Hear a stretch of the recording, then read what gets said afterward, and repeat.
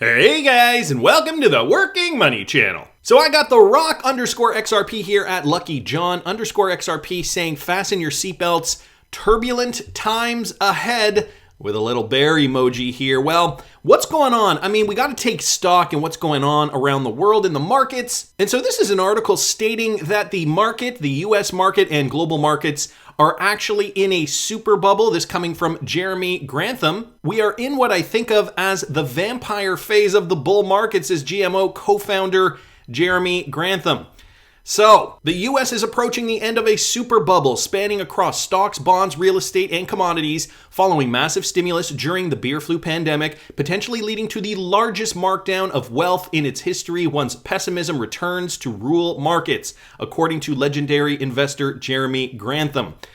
That first paragraph, or sentence rather, does not sound too positive. So where does cryptocurrency fall into all this? Right now, we're kind of seeing the cryptocurrency market correlate to other markets, but I'm going to get into that in a second. I just kind of wanted to set it up with this. For the first time in the US, we have simultaneous bubbles across all major asset classes, says Grantham, co-founder of investment firm GMO. In a paper on Thursday, he estimated wealth losses could total $35 trillion in the US should valuations across major asset classes return 2/3 of the way to historical norms.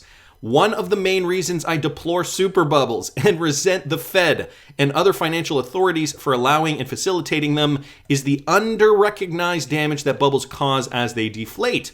The Federal Reserve doesn't seem to get asset bubbles, says Grantham, pointing to the ineffably massive stimulus beer flu, some of which he said was necessary, that followed stimulus to recover from the bust of the 2008, I believe this is supposed to be, 2008-2009 housing bubble. The only lesson that the economic establishment appears to have learned from the rubble of 2009 is that we didn't address it with enough stimulus. So, what he is suggesting, there is going to be a crash, a severe crash, and I guess we have to ask ourselves, what side are we going to be on? This is the S&P 500, firstly, and take a look at the S&P 500. Finally reaching a top and has been collapsing significantly over the last several days. This is it on the daily. We are now getting back to levels that we experienced in October of 2021. So coming back down here, we're going to see what happens once the S&P 500 reaches this level here.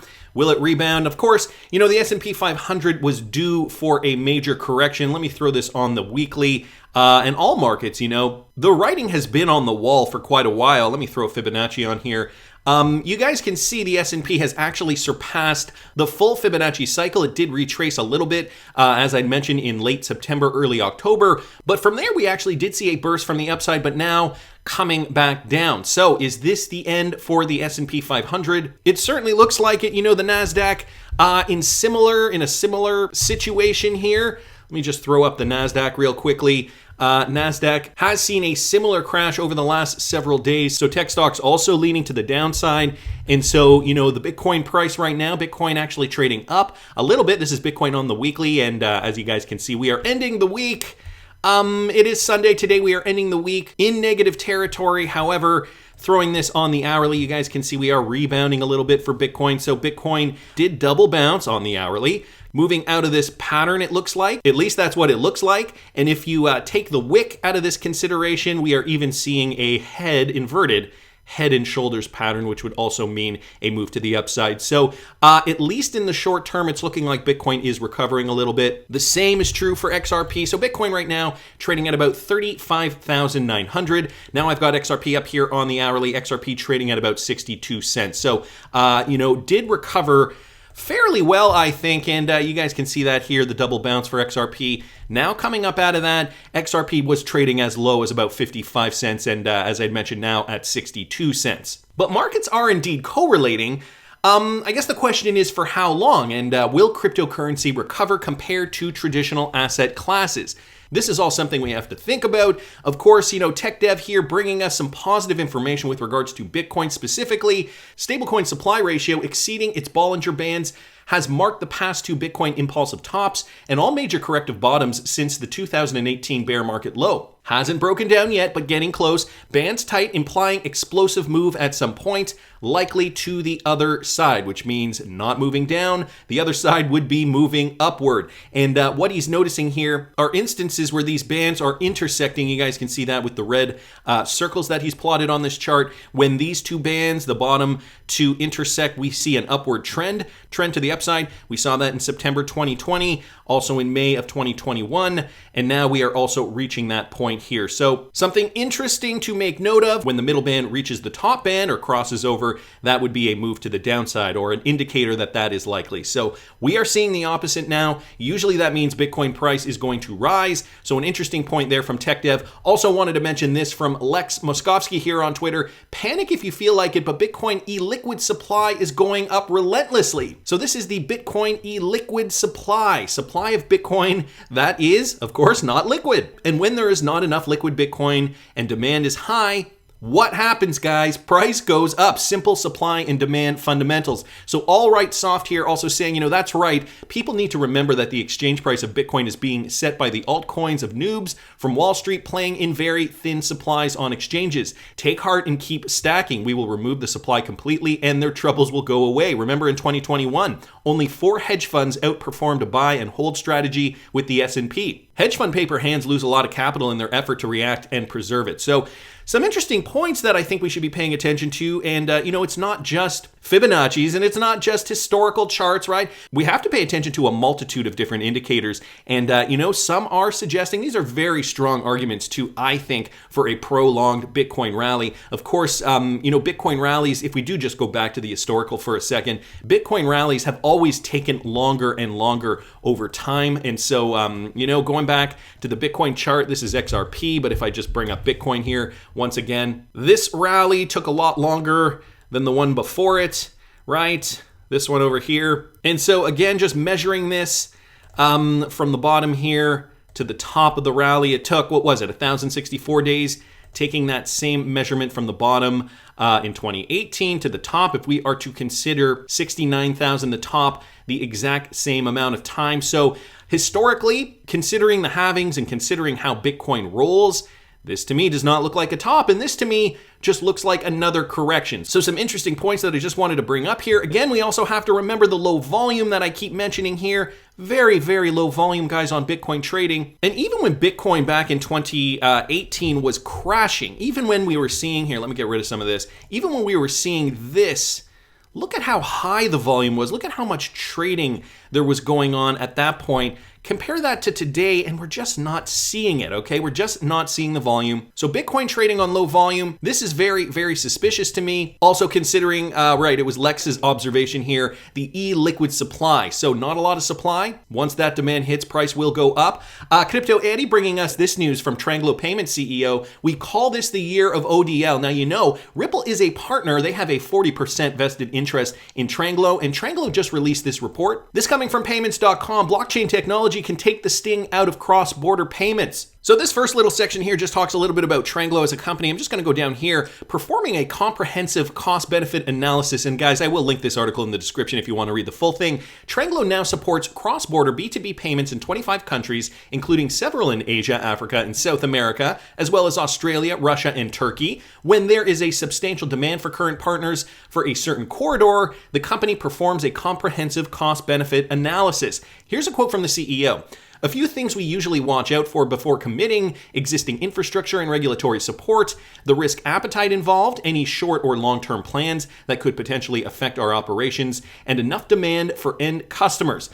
Typically, a company will approach Tranglo for help because it is finding it time-consuming and costly to have to negotiate commercial terms, as well as a service specification with respective payout partners for each market or corridor. And so that is where RippleNet, integrating with RippleNet, definitely comes in. ODL, as Crypto Eddie mentions, Tranglo's single connection to a wide network allows businesses to enter markets rapidly. Integrating with RippleNet network and Tranglo payout solutions allows them to move funds quicker and at a lower cost compared to existing banking rails. And now they're aiming to enter European and Middle Eastern remittance markets. Lee, the CEO, added that Tranglo customers can pre-fund Tranglo using RippleNet's on-demand liquidity solution, maximizing cash flow and working capital. ODL, the new cross-border solution, was launched in September, first in the Philippine corridor and subsequently to our other corridors. Citing another achievement of the last year, Lee said Tranglo exceeded its total processing value target in 2021 with a 26% year-on-year increase. Looking ahead, Lee says Tranglo plans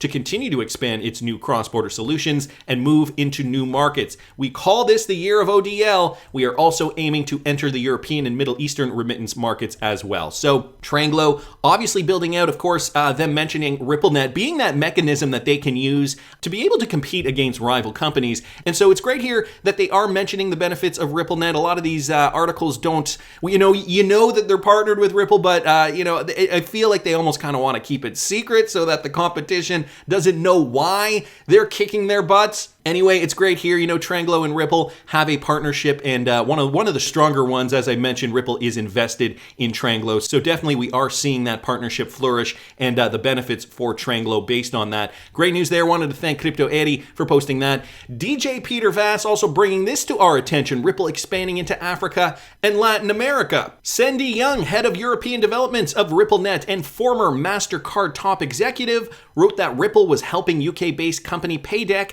make payments to freelancers and on-demand workers in Africa and Latin America in real time. So you have a freelance job, you work, you deliver the project, and you get paid virtually instantly. This cannot happen with traditional systems, and so Paydeck, being able to process payments, obviously using the technology, excited to continue Ripple's momentum in the MENA, I believe that's supposed to be the MENA regions, with new customers and connections, as Paydeck brings real-time payments to freelance and on-demand workers in the Latin American region and Africa. At first, Paydeck was in a partnership with Ripple in Africa. It has now expanded to Latin America after partnering with local payment through RippleNet. According to Paydeck's managing director, Terry Hopkinson, the company plans to create additional payment rails in these regions, as well as new infrastructure for fast, cheap, and secure payments, strengthening Ripple's presence across the globe. Cindy Young stated that the partnership would help the court-battling crypto company expand its presence in Latin America and Africa, as well as making it possible to implement innovative solutions such as digital remittances. Paydeck will support a number of African local currencies, and then it gives you guys a list of currencies here. Interesting to note that Paydeck here obviously naming Ripple in this article as well. We're seeing the expansion occur in Africa and Latin America. Another company successfully integrating RippleNet as a solution, and obviously very proud about that. And I just wanted to mention this stat right here. After joining RippleNet, they are using the opportunities provided to them to solve issues freelance customers face in an on-demand market. And this market is predicted to reach $455 billion by 2023. So the freelance market growing, obviously, as we are seeing, full-time, those traditional types of jobs disappearing. Especially with the pandemic, I'm thinking more people are likely going to be freelancing in the future. So the freelance market growing, $455 billion market by 2023. Interesting to note, of course, RippleNet on the forefront at the cutting edge to be able to provide payments for these types of freelancers. Great news there from DJ Peter Vass. And Jeremy Hogan also brought us some news here on Twitter. The SEC won't win this motion mainly because the evidence it wants to submit is not new. Now, I did a video just yesterday. The SEC seems like they're playing a bit of a game with the judge in the Ripple versus SEC case. And, we talked a little bit about how that could manifest down the road. Is the judge going to take kindly to it? And what it all means. If you guys missed that video, I will link it up here in the top right-hand corner. But let me just get back to Jeremy Hogan here and his opinion. He says, and in my opinion, the purpose is not to hide the emails from the judge because the cat is out of the bag. He says that leaves three possibilities. 1, a delay. 2, make a record for appeal. Or 3, another delay. So he links a part of that statement here. Generally, reconsiderations require an intervening change of controlling law, the availability of new evidence, or the need to correct a clear error or prevent manifest injustice. He continues on by saying, the delay is obvious. There is no less than the fourth request by the SEC for an extension of time in this case. As we discussed before, time is on the SEC's side and litigation is war. You, the retail holder, are just civilian casualties. That analogy couldn't be more true. More interestingly is the lengths the SEC is going here to avoid this precedent that its internal docs are discoverable. Example, making self-contradictory arguments. I've seen this sort of long-thinking litigation strategy before, and this SEC fear is the ace up Ripple's sleeve. So first thing, they have time on their side, and they are going to great lengths to prevent Ripple's lawyers to be able to see these documents. They do not, according to Jeremy Hogan, want to make these documents discoverable.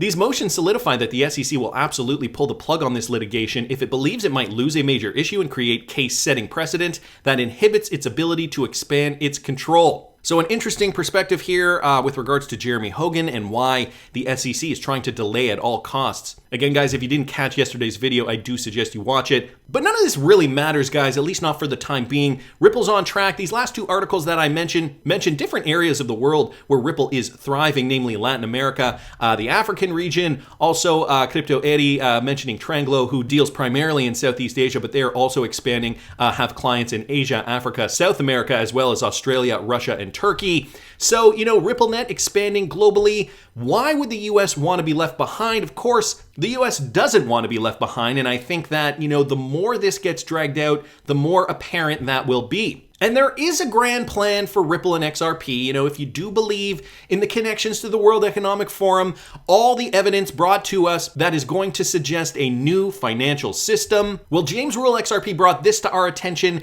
Guys, this is happening in the UK. So another non-US situation here that is pointing towards RippleNet adoption. So he's bringing up tips. They're developing an extension of Target 2, right? And they are an alleged Ripple partner. So it's just kind of hearsay at this moment in time. TS2, you guys can see the integration for the UK. Tips expected in March 2022, which is just around the corner. This slide here is also demonstrating the testing phases, T2 and T2S consolidation project. Migration rehearsal is also set for March 2022. In the Ripple case, we are assuming, hopefully, we'll get some kind of updates at least by February. Nevertheless, this isn't really going to affect the UK, but he does mention this here, the NACHA equals the US March upgrade also. And here, guys, with regards to the USA, NACHA approved a rule change to update the same-day ACH per transaction dollar limit from $100,000 to $1 million. At implementation, both same-day ACH credits and same-day ACH debits will be eligible for same-day ACH processing for up to $1 million per transaction. And they are adopting this rule effective March 18th, 2022.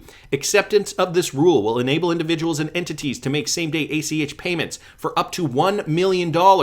This guy's targeting higher payments. This is what DLT does really, really well. Of course, we know companies like Ripple started small, building upwards. So will this be one of those situations where we start to see it scaling up? So $1 million to the federal government and will enable federal disbursements up to the same amount. So he's suggesting here that this is TIPS, which equals the UK, also happening in March. So, it does look like London perhaps getting ready. I don't know, but I do want to bring this up, guys, as well from Anders L. here on Twitter. Anders L. brings up this document here, Declaration on the Establishment of a New International Economic Order. I'm going to say it again, a new international economic order. Basically, a brand new or the brand new financial system that the powers that be want to implement. They see that the current system is broken, so they are trying their darndest to bring it to the ground before they rebuild back up again. And some may suggest this is what the beer flu is partially about. Economies just being devastated right now. Not going to get into that in this video, but I know a lot of you guys are probably thinking it. A reform of the international monetary system. So they are spelling it out here. In 2018, the United Nations General Assembly adopted the resolution towards a new international economic order, which reaffirmed the need to continue working towards a new international economic order based on the principles of equity, sovereign equality, interdependence, common interest, cooperation, and solidarity among all states. And by states here, they don't mean the United States. They mean state nations, member countries of the United Nations.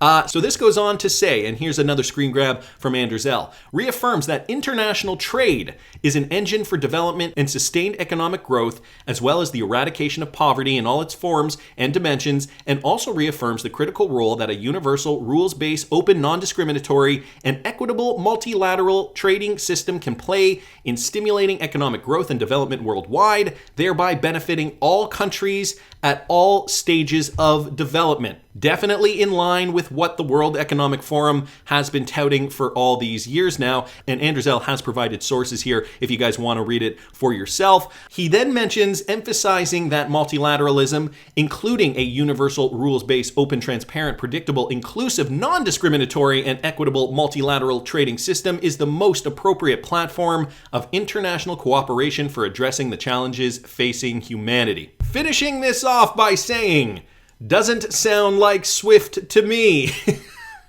Very, very good observation there coming from Anders L here. Of course, a new financial system definitely in the wings, and we know that RippleNet is going to be at the center of this. I mean, even just some of the things that they mention here, right? The equality, they want to keep people on a level playing field, the eradication of poverty, they want to bank the unbanked, right? A lot of this ideology are things that we've actually heard from press releases from Ripple that are mentioned on Ripple's Insights blogs. I think those parallels are pretty obvious. Just even read, any kind of Ripple Insights blog, and you'll see, if you haven't noticed it, you'll see that this is the exact same ideology that Ripple is pushing. So, a very interesting connection. Does not sound like SWIFT to me. Brilliant, Anders. Thanks so much for bringing that to our attention.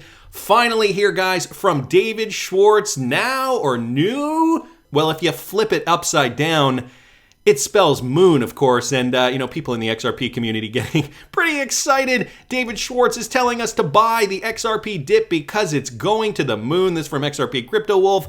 I would suggest David Schwartz probably not trying to give us financial advice. Mr. Whale here saying, I'm getting PTSD to 2017. We all know what happened with XRP after Bitcoin topped. So just back to this point, right?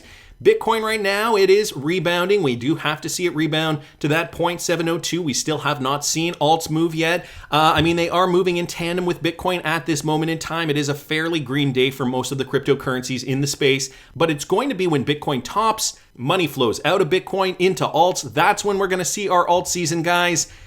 But then I saw this down here. First of all, Noah B. XRP down here showing us his home office with, take a look at that, a Bearable Guy Castle Riddle poster there in the background. That's pretty cool. But then I saw this, guys, from Yemeni PM, NOOM, a new order of world. And so I wasn't expecting that. I just thought that this was moon upside down. However, it does make sense. Just going back to Anders L's tweet here, new international economic order. Could it be a double entendre? Of course, David Schwartz, a very intelligent guy, but that's just my opinion. I want to hear what you guys think. Please subscribe to the channel if you haven't already. Like the video if you like the content I'm providing. I always love hearing your comments. See you in the next one, guys.